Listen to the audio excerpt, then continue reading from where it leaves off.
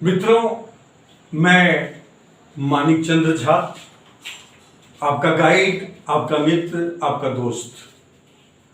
आज effective speaking और effective writing दोनों के लिए जो प्रैक्टिकल इंग्लिश ग्रामर चाहिए, यानी जो प्रैक्टिकली जिसका यूज हम बोलने में और लिखने में करते हैं, किन किन अर्थों में करते हैं और कहां कहां उसका प्रयोग होता है, जितना आपको जानने की जरूरत है वो सेशन मैं आज से शुरू कर रहा हूं, जो कि आप थंबनेल देखेंगे उसमें लिखा होगा English grammar for English speaking. आज का टॉपिक, सबसे पहला टॉपिक आज का जो हम शुरू कर रहे हैं वो है आर्टिकल। आर्टिकल आपने A&D, ये आर्टिकल आप बचपन से पढ़ते आ रहे होंगे। इस आर्टिकल की आपको कहीं पे डिक्शनरी में भी हिंदी नहीं मिला होगा, ना ही आपने ये पढ़ा होगा कि इस आर्टिकल का किस पार्ट्स ऑफ स्पीच से सीधा संबंध है और इसे किसी और पार्ट्स ऑफ स्पीच से कोई संबंध नहीं है। इस आर्टिकल को हम हिंदी में कहते हैं उपपद। उपपद,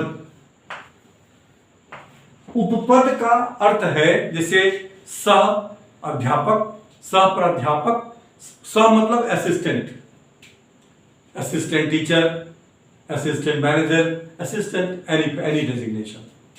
उसी तरह से आर्टिकल भी असिस्टेंट है। किसका असिस्टेंट है ये? Assistant of noun. Article is the assistant of noun. ये नाउन का असिस्टेंट है और ये नाउन के ठीक पहले आता है उसको असिस्ट करने के लिए, असिस्टेंट ऑफ नाउन। इसलिए वाक्य में जहां जहां नाउन आता है वहां वहां ये आर्टिकल जो A&D है, जिसके अलग अलग हम चर्चा करने वाले हैं, इसका प्रयोग नाउन के पहले किया जाता है। अब ये जो आर्टिकल है A&D, उसमें AN को कहते हैं हम इंडेफिनिट आर्टिकल।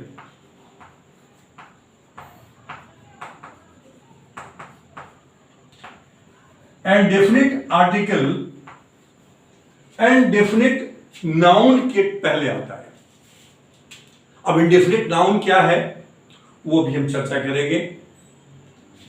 जिस नाउन के बारे में पहले से जानकारी नहीं हो या जिसकी चर्चा पहले नहीं हुई है और उसको हम व्यक्त कर रहे हैं किसी वाक्य में, तो वह जो नाउन है वह इंडेफिनिट नाउन है। वाक्य पे आएंगे फिर उसको मैं एक्सप्लेन करने की कोशिश करूंगा। दूसरा है द, या डी भी कहते हैं इसको। ये जो द जो है ये है डेफिनिट आर्टिकल। डेफिनिट आर्टिकल का प्रयोग उस नाउन के ठीक पहले किया जाता है जिस नाउन के बारे में या तो पहले से जानकारी है या जिसकी चर्चा ठीक पहले कभी हो चुकी है। Is it clear? अब इससे पहले कि मैं आपको इसके बारे में आगे इसके प्रैक्टिकल यूज बताऊं, पहले इसका संबंध क्या है आर्टिकल का इनसे, ये बताने की कोशिश करूंगा। तो इसमें नाउन जो है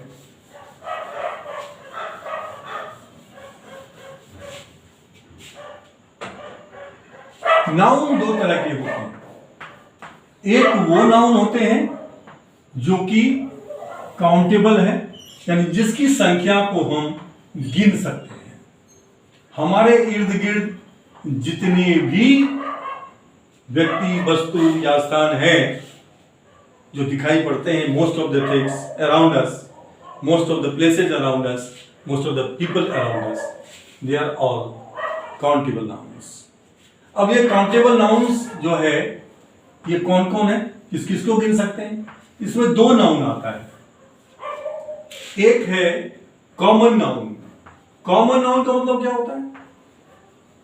कॉमन नाउन होता है एक प्रकार का व्यक्ति, एक प्रकार का व्यक्ति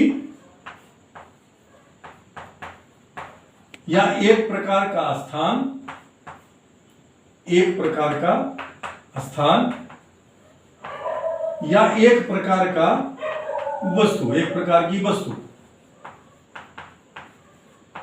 जैसे लड़का एक प्रकार का व्यक्ति है, कलम एक प्रकार की चीज है जिसका यूज लिखने में किया जाता है, shirt, cooler, TV, anything around you, दीवार, मकान, पंखा, एनीथिंग, ये सब के सब क्या है? एक प्रकार के व्यक्ति है या वस्तु है या स्थान है। इसे कहते हैं कॉमन नाउन। इसको हम गिन सकते हैं, यानी इनका ही सिंगुलर होता है या प्लुरल होता है, सिंगुलर और प्लुरल होता है। और किसी का सिंगुलर प्लुरल नहीं होता है, सिर्फ काउंटेबल नाउन्स का ही सिंगुलर या प्लुरल फॉर्म होता है। दूसरा नाउन होता है कलेक्टिव नाउन। अब कलेक्टिव नाउन क्या है? ये कलेक्टिव नाउन है एक प्रकार का समूह, एक प्रकार के व्यक्ति या वस्तु या स्थान का समूह।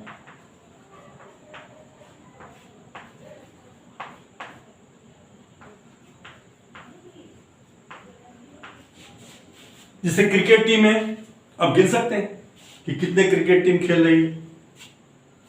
क्लासेस हैं तो आपके स्कूल में या आपके कॉलेज में कितनी क्लासेस हैं गिन सकते हैं।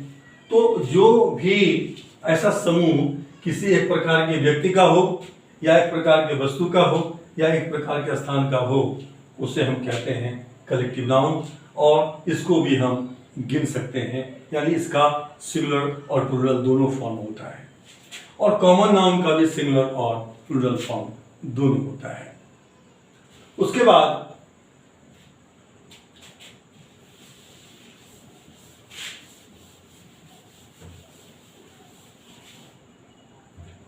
दूसरा रूप है, ये पहला था, दूसरा होता है अनकाउंटेबल नाउन्स।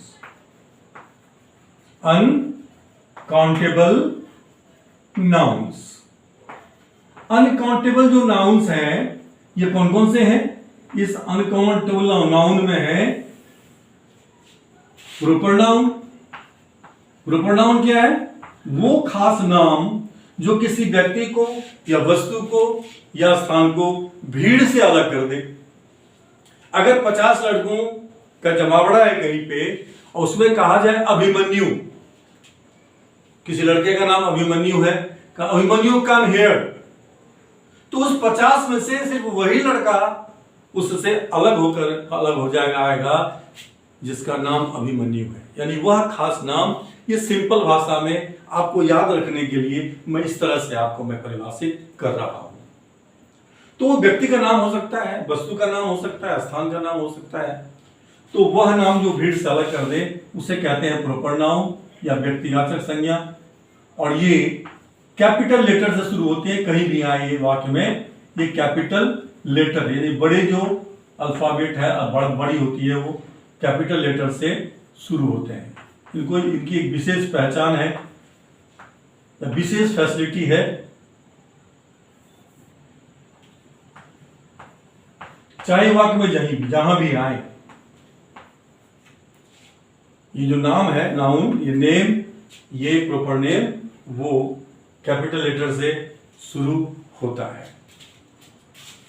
दूसरा जो नाउन है वो है मटेरियल नाउन। मटेरियल नाउन का मतलब होता है कि जिस चीज को नापा या तौला जा सके, नापा या तौला जा सके।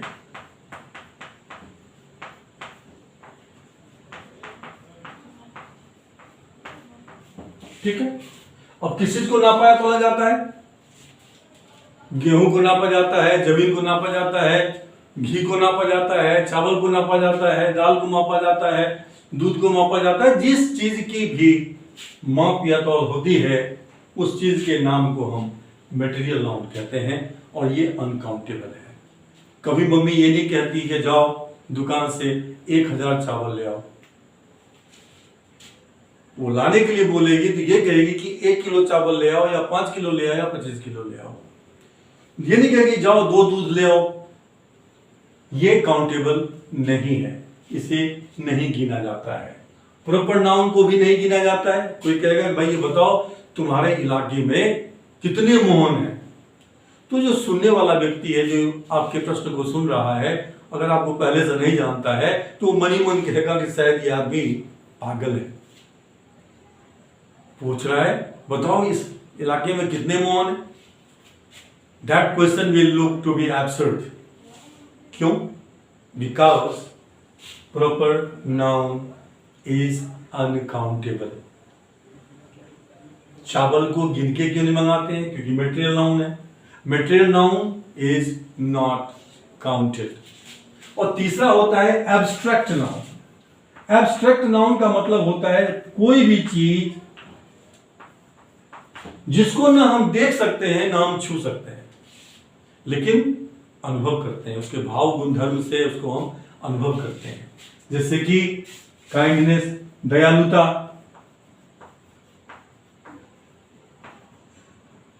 चाइल्डहुड, बचपन,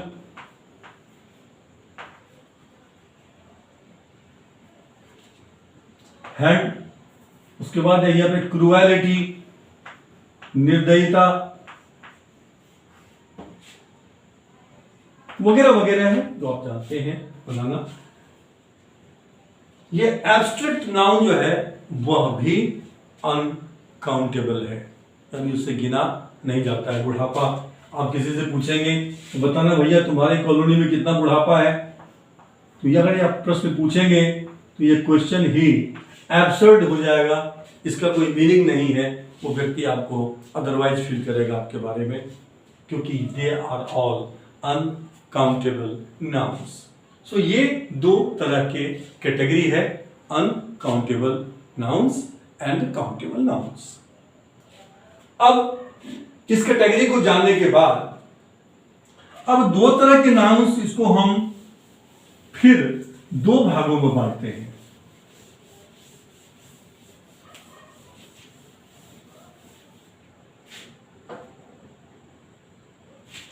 वो दो भागों में क्या बांटेंगे इसको हम? इसको दो भागों में बांटेंगे हम।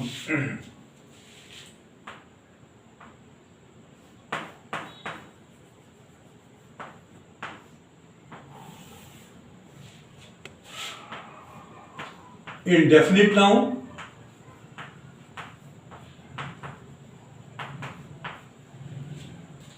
और दूसरा होगा डेफिनिट नाउन।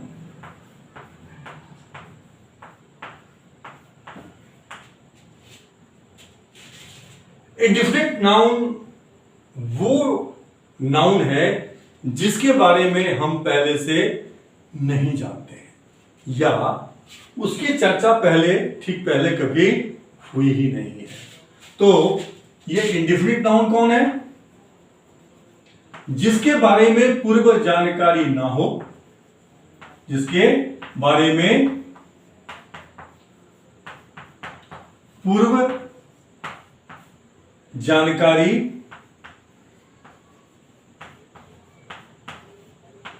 ना हो या जिसकी चर्चा पहले नहीं हुई है, जिसकी चर्चा पहले नहीं हुई।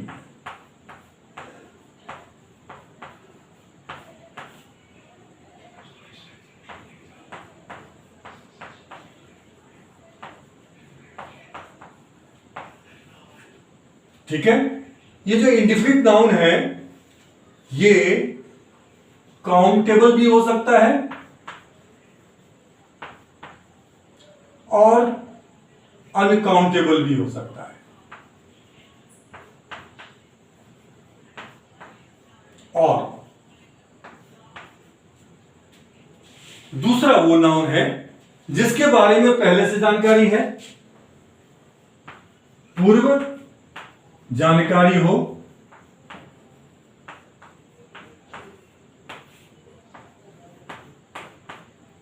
या उसकी चर्चा पहले हो चुकी हो, उसकी चर्चा पहले हो चुकी हो।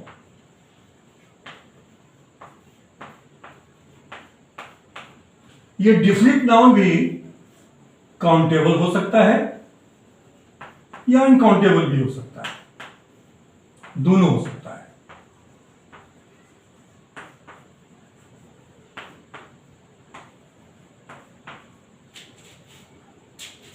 अब यहां तक हमें समझ में आ गई कैटेगरीज जो है नाउन की, जो इंडेफिनिट नाउन की और डेफिनिट नाउन की, और इससे पहले काउंटेबल कौन है, अनकाउंटेबल कौन है, उसकी भी चर्चा हो गई।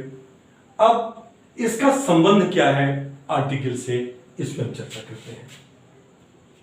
अगर आप चाहें तो इसका स्क्रीनशॉट ले सकते हैं, अदरवाइज अगर आपको क्लियर है तो कोई बात नहीं, otherwise you can go to the description column.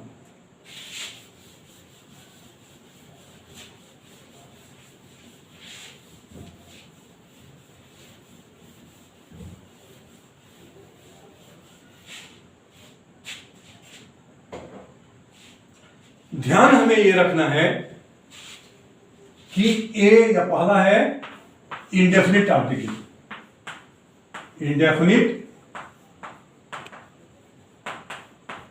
Article. Indefinite article है ए, कहते हैं इसको, या एम। इसके ये आता है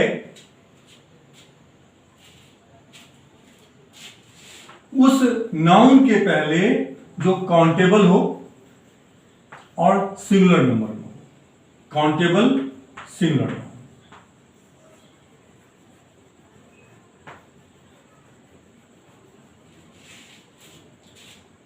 काउंटेबल कौन है, कॉमन नाउन या कलेक्टिव नाउन, और वो भी सिंगुलर हो। जैसे कि आज एक टीम आ रही है,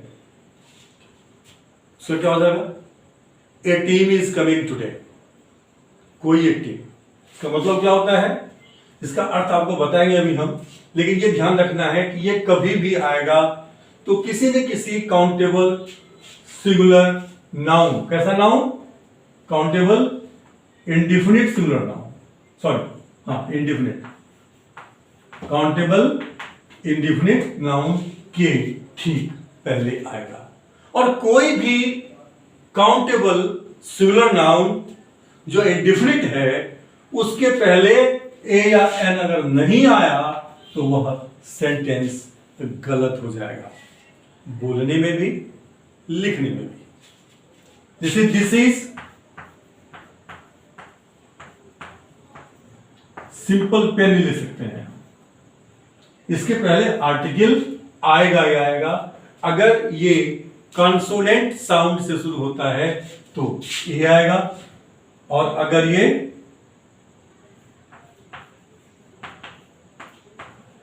वॉवेल साउंड से शुरू होता है तो इसके पहले एन आएगा।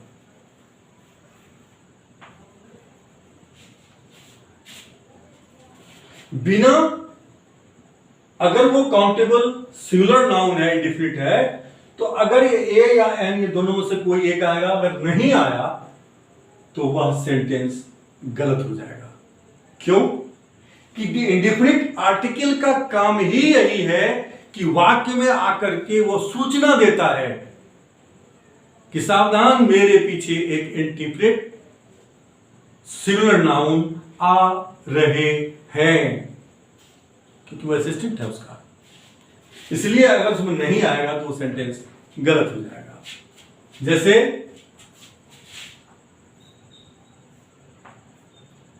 यहां पे डैश पेन इज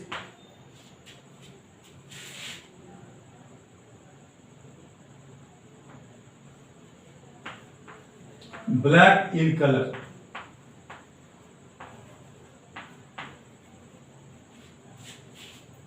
अब दो सिचुएशन है यहां पे, अगर इस पेन की चर्चा पहले हो चुकी है या उस पेन के बारे में हम पहले से जानते हैं, तब तो यहां पे द आ जाएगा, the pen is black in colour. अगर उस पेन की पहले चर्चा नहीं हुई है या उसके बारे में हम पहले से नहीं जानते हैं, जैसे कि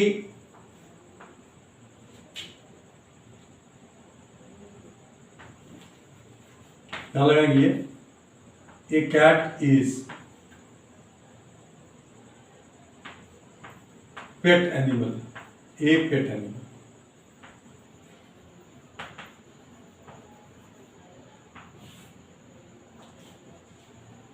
एक कैट का मतलब हो गया कोई, हम अर्थ बताएंगे आपको अभी हम कि कितने संभव अर्थ हैं जिन अर्थों में हमको आपको यूज करना है। तो ये एक कैट का मतलब जो यहाँ पे है जातपुरी जो है बिल्ली जाति की बात कर रहा है। और जब हम किसी व्यक्ति वस्तु या स्थान की जाति की बात करते हैं अगर हम, तो वहां तीनों में से कोई एक आर्टिकल आ सकता है, ए भी आ सकता है, एन भी आ सकता है, द भी आ सकता है। जैसे गाय सीधी होती है, गाय सीधी होती है कि अंग्रेजी क्या होगी, द काउ इज जेंटल या ए काउ इज जेंटल। लेकिन इन दोनों ही परिस्थिति में जब कोई भी नाउन पूरा का पूरा जाति का बोध कराता है तो उसके पहले कोई भी आर्टिकल आएगा, लेकिन एक बात बिल्कुल दिमाग में बिठा लीजिए कि वो कभी प्लूरल बन के नहीं आएगा, चाहे उसके पहले द आए चाहे ए आए। अगर वो प्लूरल बन के नहीं आता है और उसके ठीक पहले अगर ए, एन या दोनों से कोई एक आता है, इसका मतलब है कि वह पूरी जाति का बात कर रहा है। Is it clear? अब हम आते हैं नेक्स्ट सेगमेंट में कि इनके हिंदी में कितने संभव अर्थ हैं जिन अर्थों में इसको हम बोलने में या लिखने में प्रयोग कर सकते हैं।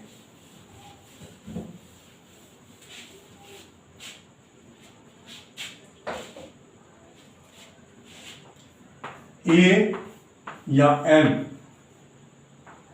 का हिंदी में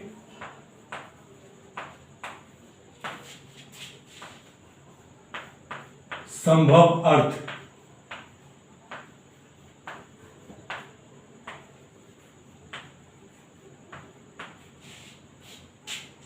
एक बात याद रखिए, ए या ए का अर्थ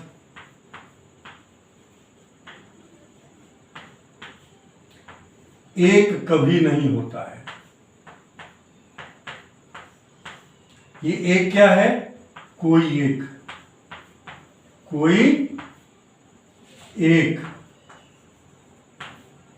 क्या? व्यक्ति, वस्तु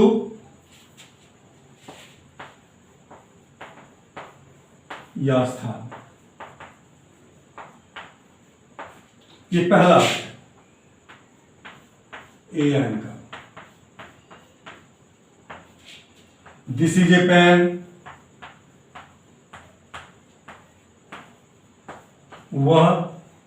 यह एक कलम है। लेकिन यह एक कलम का जो भाव है वो कोई एक से है, यानी जिसके बारे में मैं पहले से नहीं जानता।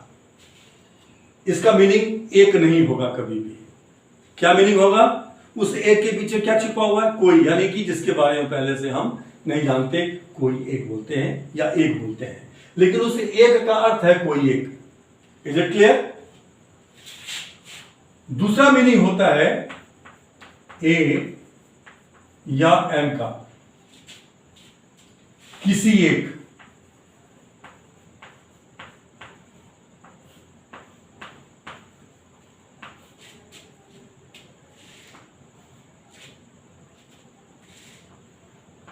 व्यक्ति, वस्तु या स्थान।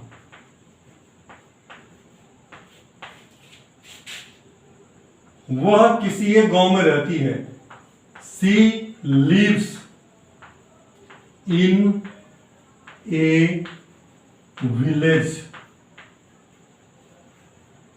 यहां इन के बाद आप देखेंगे कि द का प्रयोग होता है, अधिकतर नाउंस के पहले द का प्रयोग होता है।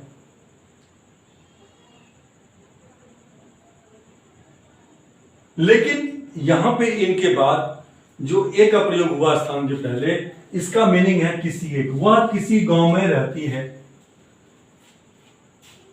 मैं किसी शहर में रहता हूं। मैं किसी शहर में रहता हूं। I live in A town. In A town. इसका मतलब क्या है? ये किसी या किसी एक। मीनिंग इसका है किसी या किसी एक ही बात है।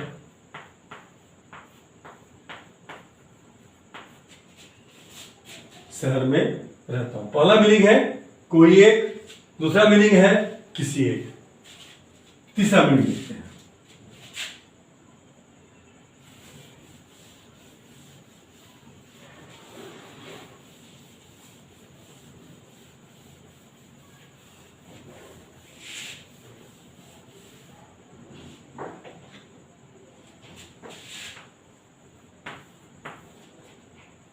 ए या एन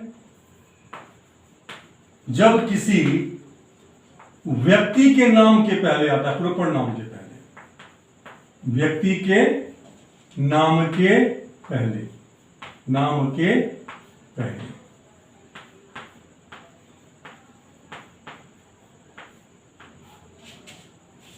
तो यह अजनबी का, इसका मतलब होता है कोई अजनबी व्यक्ति, कोई अजनबी व्यक्ति जिसे मैं नहीं जानता, कोई अजनबी व्यक्ति जिसका नाम जो भी है, जिसका नाम डैश है, ये हो जाएगा सब्जेक्ट। जैसे कि आपके घर में कोई ओम प्रकाश नाम का व्यक्ति आया, आपके पापा के बारे में पूछने लगा। आप पहले से उनको नहीं जानते थे, ना आपके पापा ने पहले कभी उनकी चर्चा की थी, तो वो कहेगा कि भाई पापा तो घर पे नहीं है, आएंगे तो मैं उनको बता दूंगा अंकल आपका नाम क्या है। तो वो कहते हैं मैं बता देना कि ओम प्रकाश अंकल आए थे। तो बेटा बाप से क्या कहेगा? बेटा बाप से कहेगा पापा कोई ओम प्रकाश नाम का एक अजनबी व्यक्ति आपसे मिलने आया था। यहां बोलेगा पापा एन ओम प्रकाश, क्योंकि किसी के पीठ के पीछे किसी के नाम के पहले हम श्री लगाकर बात करें, ये हमारी कल्चर ही नहीं है, तो कैसा नहीं होना चाहिए। वो कहेगा पापा an Om Prakash came to see you, आपसे मिलने आया था, came to see you. An Om Prakash का मतलब क्या हो गया? कोई अजनबी ओम प्रकाश नाम का व्यक्ति आपसे मिलने आया था। ये एक स्पेशल यूज है जिसको आप बोलने में और लिखने में दोनों में कर सकते हैं और वो सेंटेंस गलत नहीं होगा। वो एग्जैक्ट जो मीनिंग देना चाहिए वो एग्जैक्ट मीनिंग ये देगा। इतना लंबा आप कहेंगे कि कोई एक अजनबी ओम प्रकाश नाम का व्यक्ति, इतना लंबा कहने की जरूरत नहीं है। आपको सिंपली कहना है कि an Om Prakash came to see you. Is that clear? आइए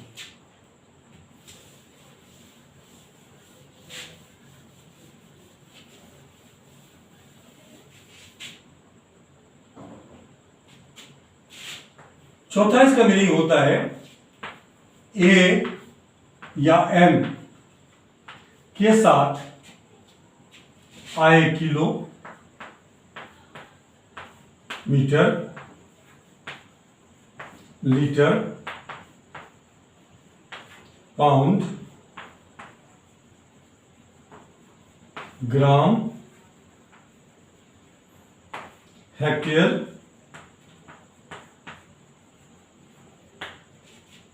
तो इसका मतलब होता है प्रति।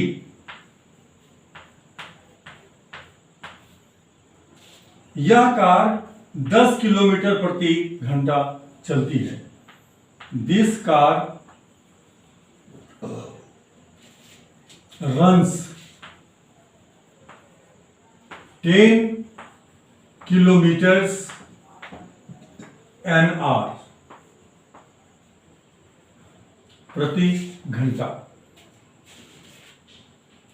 की दर से, प्रति इसकी दर से, की दर से।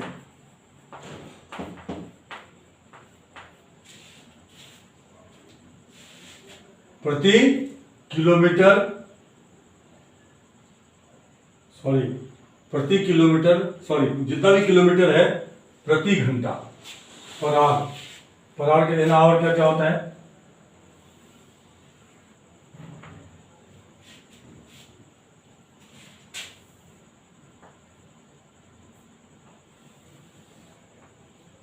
की दर से। यह कपड़ा 120 रुपये मीटर उपलब्ध है। This cloth is available 120 rupees a metre. ठीक है। आम 40 रुपए किलो बिकती है। उस जगह mango sells 40 rupees a kilo. Is it clear?